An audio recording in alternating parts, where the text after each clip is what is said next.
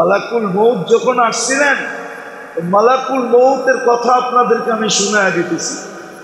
মালাকুল মউত বলতেছিল যে আজ পর্যন্ত কারো কাছে অনুমতি নিয়ে আমার ঢুকতে হয় নাই, না নবী না রসুল। শুধু আপনার ব্যাপারে আল্লাহর উপদেশ হলো অনুমতি দিলে ঢুকবা, নাইলে ঢুকবা না, চলে আসবা। ছিলেন না মোহাম্মদুর রাসূলুল্লাহ, দরজার বাহিরে দাঁড়ায় বলছে অনুমতি, তাও পুরাটা উপস্থাপন করা। আজ পর্যন্ত কারো কাছে ঢুকতে যাইতে আসতে আমার অনুমতির প্রয়োজন হতো না, কিন্তু আজকে আল্লাহ ডাইকা বলছে বন্ধুর গেটে যায় অনুমতি নিবা, অনুমতি দিলে ঢুকবে, নাইলে ফেরত চলে আসবে।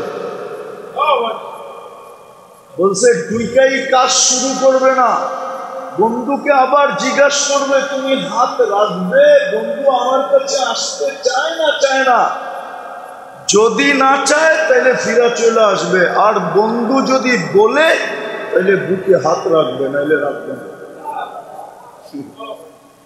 এই জন্যই তো মালাকুল মউত যখন অনুমতি নিয়ে ঢুকছেন, আল্লাহ রসুল জিজ্ঞাসা করছে আইনা আখি জিবরিল, আমার ভাই জিবরিল কোথায়? মালাকুল মউত বলছে যে সামাইল উলা, প্রথম আকাশে আমি দেখা আসছি। তো একটু পরেই পিছন থেকে সালাম দিয়ে ঢুকছেন, আর ঢুকা বলছেন আল্লাহু ইয়ান্তাযিরুকা, উনি মালাকুল মউতের ইচ্ছার সাথে সায় দিছেন। সায় বুঝেন? হায়ে হা মিলাইছেন যে আল্লাহ আপনার অপেক্ষায় আছে, অনুমতি চাবে এখনই, আপনি আল্লাহর অপেক্ষা, আল্লাহ আপনার জন্য অপেক্ষমান। আল্লাহু ইয়ান্তাযিরুক, আল্লাহ আপনার অপেক্ষায় অপেক্ষমান। আল্লাহ চায় আপনি চিরদিনের জন্য বন্ধুর কাছে চলে যান। বলছে জিবরিল আমিও তো চাই যাব, কিন্তু একটা প্রশ্ন মধ্যখানে। বলছে সেটা আবার কি প্রশ্ন? ওটাও চোখে পানি নিয়ে বলতেছিলেন, চোখে পানি গড়ায় গড়ায় পড়তেছিলেন। বলছে আমাল্লি বাদি লিউম্মতি, আমার পরে আমার উম্মতকে কে দেখা রাখবে? লানত আমাদের জিন্দিগির উপর, লানত বললে ভুল হবে না, ওলামা আবার রাগ না হয়ে যায়, আমাদের জিন্দিগির উপরে লানত। ওই নবীর ইজ্জত রাখি না আমরা, ইজ্জত। আমাদের সমাজের চেহারা দেখলে মনে হয় না আমরা ওই রসুলের ইজ্জত রাখছি। যুবক তোমাদের পায়ে হাত দিয়ে বলি, আমি আমাদের উপরে বললাম, আমার উপরেও বললাম, আমরা নবীর ইজ্জত রাখি। যে রসুল আমাদের জন্য চোখের পানি, আল্লাহর সান্নিধ্যে চলে যাবে, আল্লাহ অপেক্ষমান। হায় হায় হায়, উর্দু জগতে তো খুশি 2 দিনই হয়েছিল। কয়দিন? 3 দিন খুশি হয়েছিল, 2 দিন না 3 দিন। কয়দিন? আবার এটা অপব্যাখ্যা হয়ে যাবে, একটা বলবো না, 2টা বলে দিব, কেননা আমরা বসতে আবার ভুল বুঝা ফেলবো, ঠিক না? ওই যে একটা বাংলা প্রবাদ বাক্য আছে না, ভুল বুঝলি রে, চাইলাম গাধা, ধরায় দিলি গাধার বাচ্চা, ঠিক না? চাইছিলাম পিঠে চোরা যাবো, এখন কান্দে লইয়া যেতে হয়, ঠিক না? এরকম আবার ভুল বুঝে ফেলবেন। এই জন্য একটা বলবো না, শুধু একটা বলবো, 2টা বলবো। আল্লাহ রসুল যখন মেরাজে যেতেছিলেন, তো ফেরেশতাদের ভিতরে খুশির লহর চলতেছে।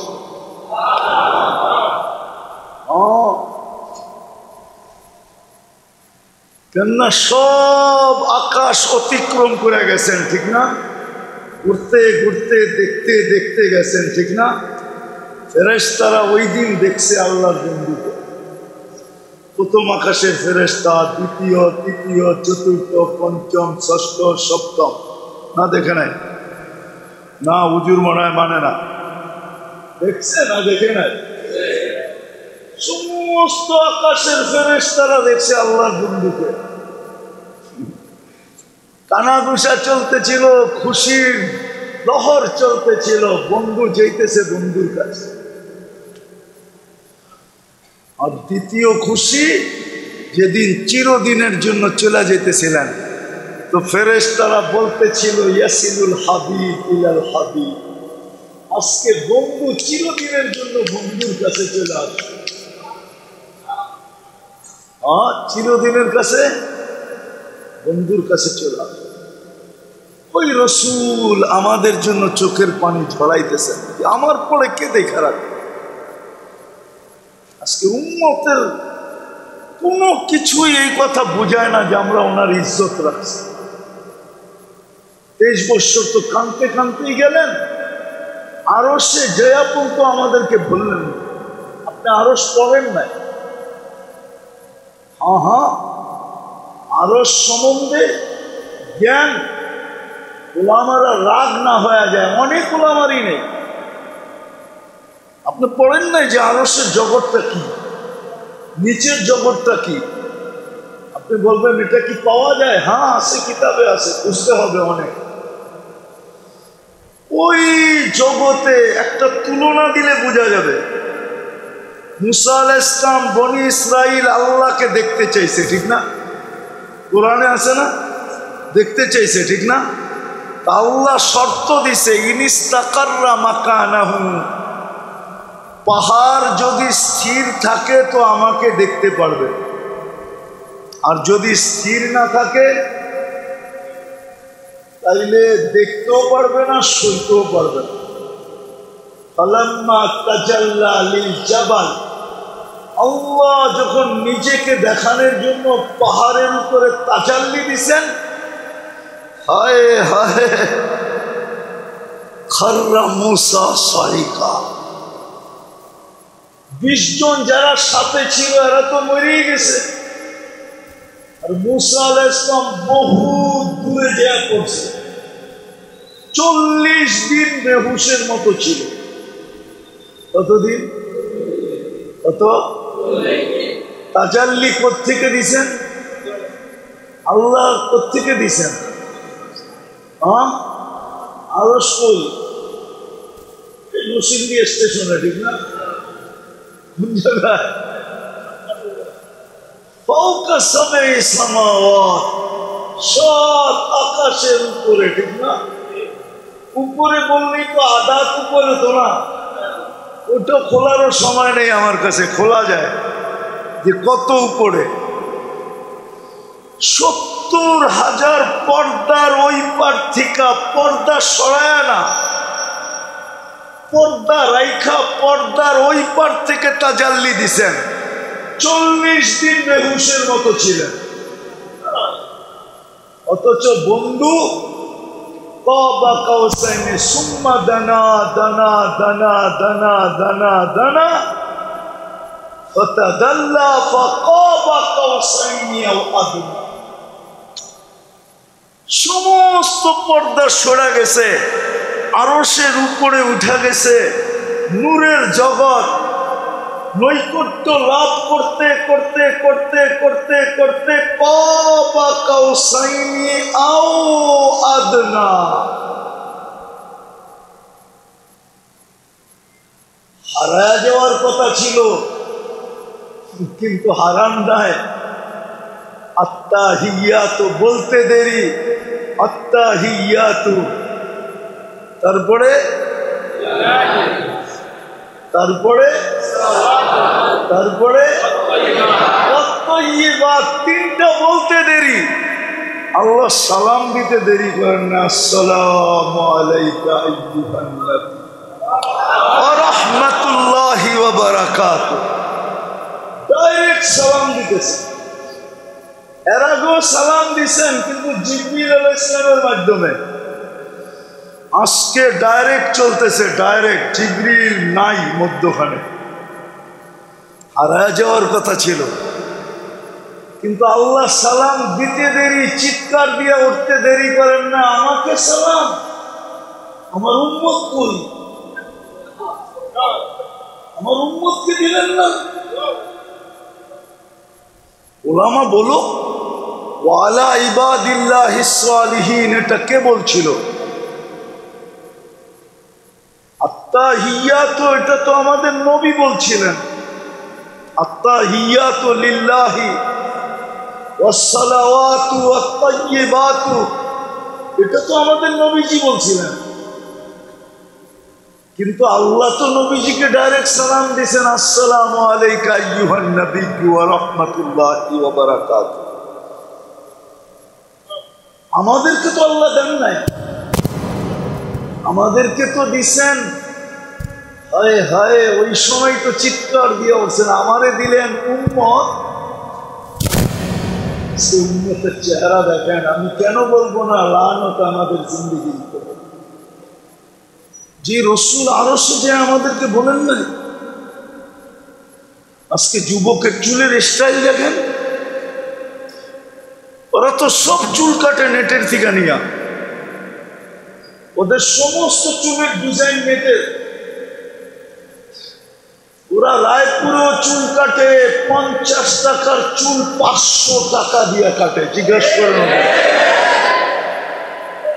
ঈদের রাত্রে ওরা চুল কাটে 1000 টাকা দিয়া, 4 ঘন্টা সিরিয়ালে বসে থাকে। আমি দুঃখে বলতেছি যুবক, তোমাদেরকে ক্রিটিসাইজ করার জন্য না, তোমরা নবীর ইজ্জত রাখলে না। এই জন্যই তো আল্লাহ বলে আফাহাসিবতুম আন্নামা খালাকনাকুম আবাস, তুই অনার্থক তৈরি। তোকে তো আমি তৈরি করছি এক আজিম জিনিসের জন্য। এই উম্মত জানে না এই উম্মত কেন তৈরি, জানি না ওলামা একমত হবে কিনা। এই উম্মত তো তৈরি করছেন আল্লাহ কিয়ামতের দিন আল্লাহর পক্ষে রাজ সাক্ষী দেওয়ার জন্য। নাহলে এই উম্মত তৈরি করার দরকার ছিল না। কিয়ামতের দিন এই উম্মত আল্লাহর পক্ষে কি দিবে? রাজ সাক্ষী। বুঝেন, সরকারের পক্ষে যে সাক্ষী দেয় সে হইল রাজ সাক্ষী। এই রাজ সাক্ষীর জন্য তো এই উম্মত তৈরি। আমি লিখি না, জালালউদ্দিন সুয়ুতী রহমতুল্লাহ আলাইহি লিখছে, ওনার কিতাব পড়া দেখেন, মুসান্নেফের নাম বলে দিলাম। এই উম্মত রাজ সাক্ষী। বুখারী রহমতুল্লাহ আলাইহি এটার উপরে বাব আনছেন, যদিও কাহিনী একটা আনছেন, নূহ আলাইহিস ইসলামের কাহিনী। কাহিনী শুধু নূহ আলাইহিস ইসলামের না, 1.25 লক্ষ উম্মতের কাহিনী। নবীদের পক্ষে এই উম্মত আল্লাহর পাশে দাঁড়ায় সাক্ষী দিবে। 1.25 লক্ষ আল্লাহর পক্ষে সাক্ষী, নবীদের পক্ষে সাক্ষী। এই জন্য কিতাবে পাওয়া যায়, যদি নিজেকে বানাইতে পারলাম তাহলে ইনশাআল্লাহ কিয়ামতের মাঠে দাঁড়াইতে হবে না। সাক্ষী কোনোদিন আসামির জায়গায় দাঁড়ায় না, সাক্ষী তো জজের পাশে দাঁড়ায়, আসামি তো কাঠগোড়ায় দাঁড়ায়। কিয়ামতের মাঠ তো কাঠগোড়া আসামির জন্য, এই উম্মতের জন্য না। এই উম্মত তো আল্লাহর পাশে স্টেজে দাঁড়াবে, স্টেজে দাঁড়াবে। এই উম্মত তো নিজের দাম জানে না, এই জন্যই তো নবীর ইজ্জত রাখে নাই। ইমাম বুখারী রহমতুল্লাহ আলাইহি লেখছেন, কবরের প্রথম প্রমাণ করতে হবে কি?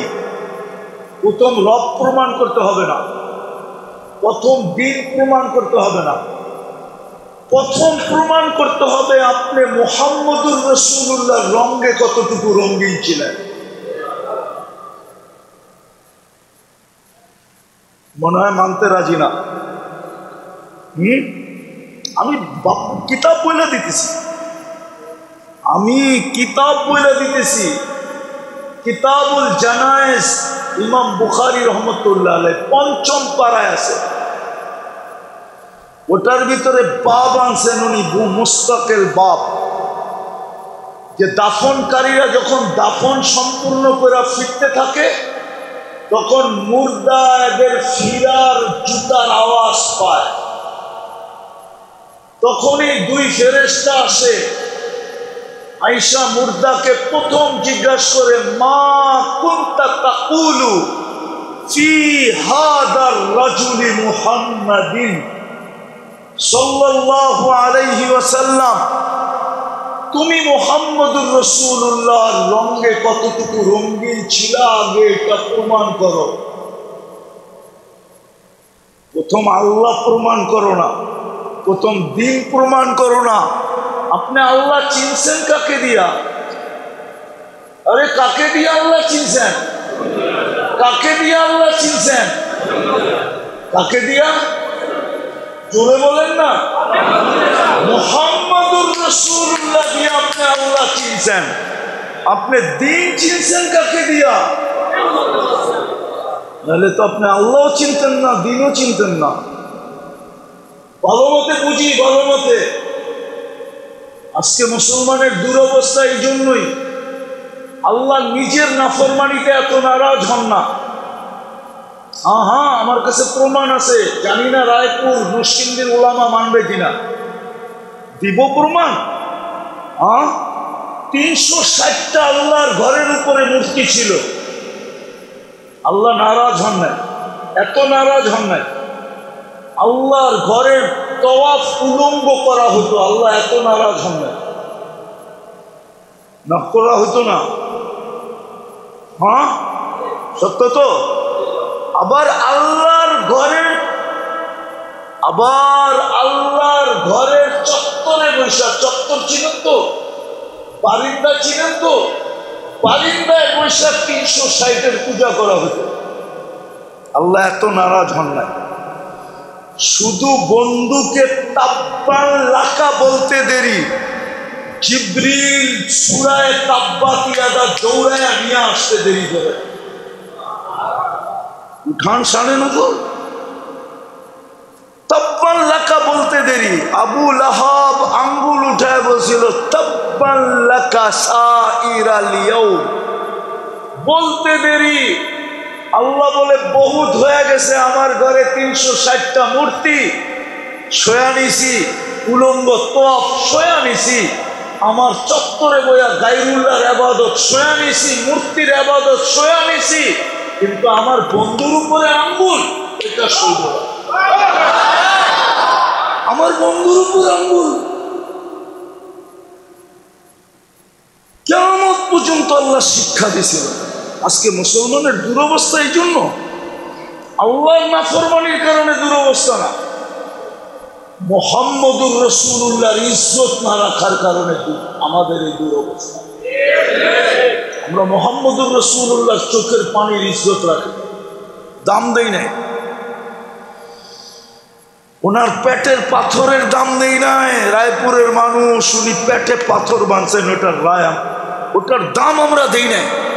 ওনার ঘরে মাসের পর মাস চুলা জ্বলে না, এটার দাম আমরা দেই নাই। ওনার তায়েফের মায়ের দাম আমরা দেই নাই। উহুদের দান্দার শহীদ হওয়ার দাম আমরা দেই নাই। যে সারা দিন চোখে পানি নিয়ে উম্মতের জন্য কাঁদতেন, আজও কবরে কাঁদতেছে। আজও বনি ইসরাইলেরও এক বদমাস ছিল, বদমাস, নাম ছিল কিফিল, যে নিজেকে নিজে মানুষ বলতো না। প্রতিদিন সে ব্যভিচারের পিছনে বর্তমান টাকায় 50 থেকে 60 লক্ষ টাকা খরচ করে। আল্লাহ তাকে টাকার পাহাড় দিছে। ওই যুগে তো সোনার কারেন্সি ছিল, রূপার কারেন্সি। তো সে এক মেয়েকে একদিন ধরে নিয়ে আসছে, কামরায় ঢুকায় দিয়া বলছে, আমি প্রস্তুতি নিয়ে আসতেছি। আয়েশা দেখতেছে মেয়ে এক কোনায় বসে অজোরে কাঁদতেছে। তো বলতেছে, ওই মেয়ে কাঁদিস কেন? এখন পর্যন্ত তো তোর গায়ে হাতের ছোঁয়াও দিলাম না, তোকে তো জোর করেও আনলাম না, তুই সদিচ্ছায় ধরা দিলি, টাকা পয়সা লেনদেন হইলো, তারপরে তুই আমার সাথে আসলি, কাঁদিস কেন? তো বলছে, শুন কিফিল, আমি বাজারি মেয়ে না, আর এটা আমার পেশাও না। বিপদের কারণে তোর হাতে ধরা দিতে বাধ্য হয়েছি। হইতেই পারে মানুষের এরকম বিপদ, তা আমি স্বীকার করি, কিন্তু কাঁদি কেন জানিস? যে কালকে এই চেহারাটা আল্লাহকে কি করে দেখাবো। কান্না শুধু এই জন্য যে কালকে যেই চেহারা দেখে তুই আমাকে নিয়ে আসছিস, ওই চেহারার রূপ কিন্তু আল্লাহরই দেওয়া। আমি আল্লাহর সামনে কালকে কি করে দাঁড়াবো? কিফিল বলতেছিল, বোন এখন পর্যন্ত তোর গায়ে হাতের ছোঁয়া পর্যন্ত দেই নাই, তাতেই যদি তোর এই অবস্থা হয় তো আমি তো এটা অভ্যস্ত, আমার কি অবস্থা হবে কালকে? ওই মেয়ের এতটুকু কথা তীর মারলেও মনে হয় কিফিলের বুকে এত জোরে লাগতো না, শুধু এতটুকু কথা তীরের চেয়ে বেশি জোরে লাগছে। কিফিল চিৎকার দিয়ে মাটিতে পড়া গেছে, হায় আমার কি হবে। তারপরে বলছে, বোন টাকা দিয়া দিলাম, তোর গায়ে হাতের আঙ্গুলের ছোঁয়া দিব না, কিন্তু একটা অনুরোধ করব যদি তুই মানিস। বলছে সেটা কি? বলে হাত দুটা উঠায়া চোখের পানি দিয়ে আল্লাহকে একটু বলা দে আমি তওবা করলাম। ওই রাত্রেই কিফিল মারা গেছে। ওই রাত্রে ঘরের দরজায় স্বর্ণ অক্ষরে লেখা উঠছে, কদ গফর আল্লাহু লিকিফলিন, আল্লাহ কিফিলকে মাফ করা গেছে। মজলিস বেশি প্রয়োজন হয় না, একটা হলেই যথেষ্ট, যদি ওটা দ্বারা নিজের গায়ে রহমতের ছোঁয়া লাগানো যায়। আজকে আমরা অনেক সব মজলিসে যাই, কিন্তু রহমতের ছোঁয়া লাগে না। যদি লাগতো তাহলে আমাদের জীবন চেঞ্জ হয়ে যেত। যুবকের জীবনও চেঞ্জ হতো, বুড়ার জীবনও চেঞ্জ হতো। হ্যাঁ, বিল্ডিং এর প্রভাব কিন্তু ফাউন্ডেশনের উপরে পড়ে, নাহলে বিল্ডিং এ ফাউন্ডেশন দেওয়ার দরকার ছিল না। বিল্ডিং এর ওয়েট, ওজন কার উপরে পড়ে? সত্য তো? হ্যাঁ সত্য তো? উপরের প্রভাব নিচের উপরে পড়ে। আমাদের বয়স্কদেরও জীবন চেঞ্জ না, বিদায় যুবকদেরও জীবন চেঞ্জ না। যুবকদের জীবন চেঞ্জ না, এই জন্য বাচ্চাদের জীবনও চেঞ্জ না।